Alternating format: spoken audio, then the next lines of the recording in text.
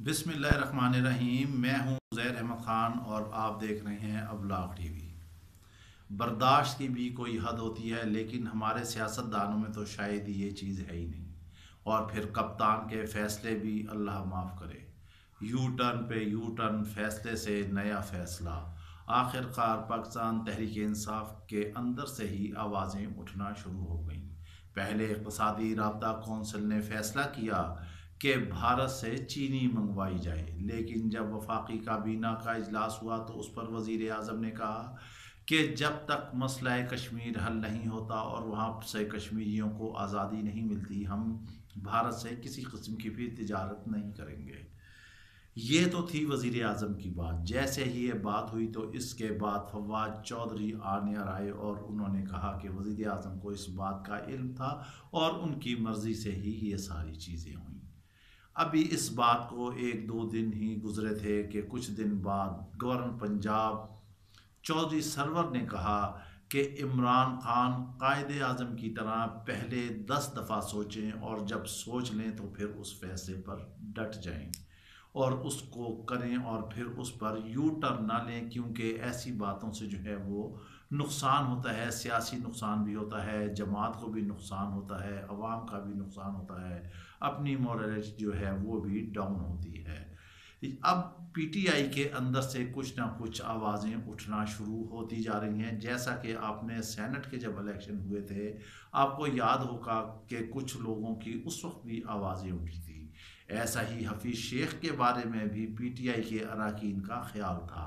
जिस वक्त वो फारिग हुए अपने वजारत ख़जाना से और वज़ीर आज़म जो चंद दिन पहले तक उनकी तारीफ़ें कर रहे थे, नदीम बाबर की तारीफ़ें कर रहे थे जो पेट्रोलियम के मामले खसूसी थे, हत्ता कि उन्होंने एड़ी चोटी का ज़ोर लगाया कि हफीज़ शेख को सेनेट का इलेक्शन लड़वाया कि वो इलेक्शन जीत जाएं और फिर वो वज़ीर ख़जाना रहें। लेकिन शायद ये भी फ़ैसला वज़ीर आज़म का गलत था, क्योंकि उनके सामने एक इंतहाई कद आवर शख्सियत थी और वो थे यूसुफ रज़ा गिलानी, जिससे उनकी जीत का जो है मसला मशकूक हो चुका था।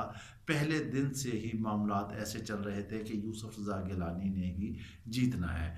वज़ीर ख़जाना जो थे उसके बारे में भी पीटीआई के अरकान कहते थे कि वो ना वो मुलाकात उनसे करते हैं, ना उनकी गुफ्तगू सुनते हैं, ना कोई उनके से बात करते हैं, लिहाजा वो खुद ही फैसले करते हैं। जाहिर है कि हफीज़ शेख के डांडे जो हैं वो मिलते थे बाहर वर्ल्ड बैंक से और आईएमएफ से। वो भला इन लोगों की बातें क्यों सुनते, इन लोगों के मशवरे क्यों सुनते? अगर उन्होंने सुनना था तो वहाँ से सुनते और उनकी ही सुन रहे थे और उनके ही मामलात पर चल रहे थे। मगर शायद वज़ीर आज़म ने अपनी तरफ से पूरी कोशिश की, लेकिन वो कामयाब ना हो सके और आखिरकार उन्हें हटाना ही पड़ा। पेट्रोलियम बहरान पे भी नदीम बाबर की बड़ी तारीफ़ें की, फिर उनको हटाना ही पड़ा। वजारत सेहत में भी देख लें, इसी तरह के फैसले होते रहे। पंजाब के सूबाई वज़ीर थे सप्तान खान, उनका मसला देख लें आप, वो हटाए फिर बने, फिर अदालत में गए, फिर क्लियर हुए, फिर बने, फिर ये हुए। फैसल वाउडा के मामला देख लें। इसी तरह से और कितने ऐसे पीटीआई के अरकान हैं जो करप्शन में निकलते रहे, बनते रहे। आमिर कियानी को देखें, जनरल सेक्रेटरी बना दिया गया। बहरहाल अब हम आपको यहाँ बताते हैं कि जमात के अंदर जो हैं जो पाकिस्तान तहरीक इंसाफ है उसके अंदर बाकायदा कुछ ना कुछ मुखालफत जो है वो जन्म ले चुकी है। गो के पसे पर्दा है या कुछ भी है, बाज़ औक़ात कप्तान से भी अक्सर जो हैं वो इख्तलाफात करते नज़र आते हैं और यही इख्तलाफात हैं। फवाद चौधरी तो अक्सर बोलते ही रहते हैं, शायद आने वाले दिनों में फवाद चौधरी या फिर जो हैं वो दूसरे जो हैं हबीब जो हैं उनको जो है वो वज़ीर इत्तलात बना दिया जाए। इसके बाद जब वज़ारत इत्तलात को भी तक़सीम कर दिया गया, वज़ीर मुमलिकत हैं, मावन ख़ुसूसी होंगे, वो सारे होंगे, तो इस लिहाज से ये मिनिस्ट्री भी तक़सीम हो गई। यहाँ भी जूतियों में दाल ही बँटने के लिए जा रही है।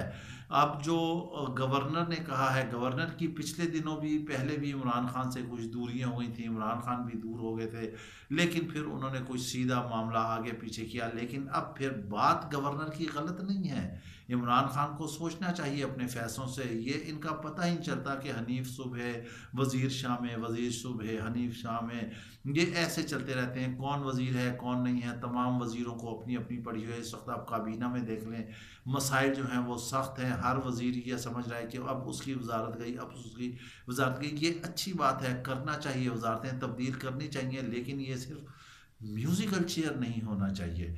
जिसने करप्शन की है, जो कोई गुनाहगार है, जिसकी वजारत सही काम नहीं कर रही उसके अंडर, उसको करारे वाकई सज़ा मिलना चाहिए, फिर तो फ़ायदा है। ये सिर्फ उठाने बिठाने सिट स्टैंड करने से तो मसाइल कभी भी हल नहीं होते। अभी तक कप्तान बुनियादी मसाइल ही नहीं हल कर सका इस मुल्क व कौम के। जो जो उन्होंने बाग दिखाए थे, जो 22 साल सबक पढ़ाया था तोते की तरह, आवाम उसी की मुंतज़िर है, तो वो कुछ भी नहीं हो रहा। अभी भी कह रहे हैं कि 2.5 साल हो गए हैं, हमें अभी वक्त दें, अभी हम करेंगे। भाई अब 2.5 साल होंगे, हम कह रहे हैं आपके पास सिर्फ 1 साल है। आखिरी साल हम आपको पहले ही बता चुके हैं कि वो इमरान नियाजी पर भारी गुजरेगा, और वो साल बहुत बड़ी तब्दीली का भी बाइस बन सकता है। लिहाजा यही साल है। अगर अवाम की अदालत में आप सुरखरू होना चाहते हैं तो मसाइल को कंट्रोल करें, जो बातें की हैं उन्हें वादे वईद को पूरा करें। हत्ता कि आज देख लें, अब बलोचिस्तान से भी आवाज़ उठ रही हैं, उनकी वज़ीर इत्तलात जो हैं वो भी कह रही हैं कि वफाक जो है हमारे हुकूक पर तवज्जो नहीं देता, जितना रेवेन्यू है हमारा वो सारा वफाक में चला जाता है, और वहाँ पर अवाम जो है भूखी प्यासी मर रही है। बात भी बिल्कुल सही है। बलोचिस्तान हमारा सबसे बड़ा सूबा है, वहाँ पर मादनियात हैं, अल्लाह ताला ने बहुत ज़्यादा ज़खायर अता किए हैं, लेकिन हम उनसे नाबलद हैं बैरूनी दुनिया के दबाव की वजह से। सोना उगलती ज़मीन है, हीरे जवाहरात उगलती ज़मीन है, वहाँ पर तेल है, वहाँ पर कोयला है, वहाँ पर गैस है, वहाँ पर रेकोडिक है, मगर हम सब उससे महरूम हैं सिर्फ इस वजह से कि हमारी हुकूमतों की पॉलिसियाँ ही ऐसी हैं। बलोचिस्तान वाले हमारे दिल की धड़कन हैं, वो हमारे सांसों के साथ चलते हैं। अगर वहाँ उन्हें दहशतगर्द नहीं बनाना चाहिए, उनके राह से आखिर क्यों राबते हैं? वहाँ पर भारत इतना क्यों कार फरमा है? हमें उनके दिल जीतने होंगे, बलूचिस्तान को तरक्की देना होगी, वहाँ पर नौकरियाँ देना होंगी, अस्पताल बनाने होंगे, स्कूल बनाने होंगे, और सबसे बुनियादी पहलू जो है पानी, जो कोयटा शहर तक जो सूबाई दारुल-हुकूमत है वो तक खुश्क हो रहा है, लोग नकल मकानी कर रहे हैं, वहाँ पर पानी का बंदोबस्त करना होगा। इसके साथ ही आप हमें इजाज़त दीजिए, और अगर अभी तक आपने अबलाग टीवी को सब्सक्राइब नहीं किया तो प्लीज़ इसे सब्सक्राइब कीजिए, ताकि आपको ताज़ा तरीन तजिए मिलते रहें। इसके साथ ही आप हमें इजाज़त दीजिए। अल्लाह हाफिज़।